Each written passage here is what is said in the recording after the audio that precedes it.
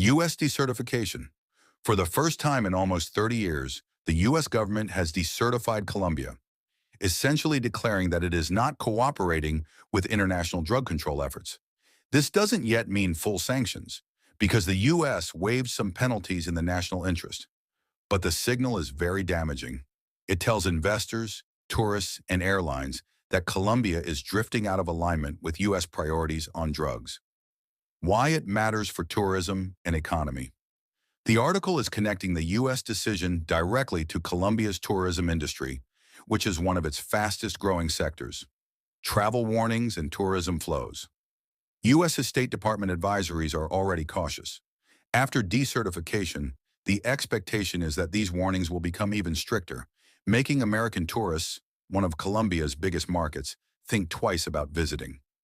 Airlines and connectivity. Wingo, Colombia's low-cost airline, and other carriers had plans to expand routes. But if fewer Americans travel to Colombia, airlines may cancel or delay those routes, cutting direct connectivity and hurting the country's ability to host international events. Foreign direct investment, FDI, hotel and restaurant sectors, which rely heavily on foreign investors, have already seen an 87% drop in FDI in early 2025, compared to the same period the previous year. This suggests confidence is slipping, possibly tied to the perception that Colombia is politically risky.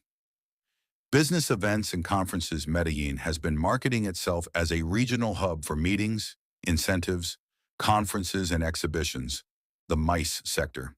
But if U.S. companies and professionals hesitate to come, the city could lose ground to regional competitors like Mexico, Panama, or even Costa Rica.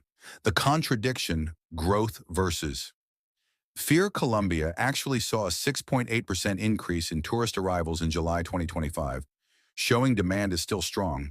But at the same time, business leaders in Medellin, the Pisas, are alarmed about rising crime, bad headlines, and government policies they feel aren't addressing security. Their worry: momentum could collapse within the next year if perception keeps sliding. What's at stake in the next 12 months? Reputation. Colombia risks being re-narco-branded internationally. If tourists think of Colombia as unsafe or unstable because of drugs and U.S. sanctions, years of progress in changing the narrative could unravel. Economy. Tourism is now more important to Colombia than some traditional exports. If confidence drops, it hits jobs, airlines, restaurants, and rural communities that depend on tourism.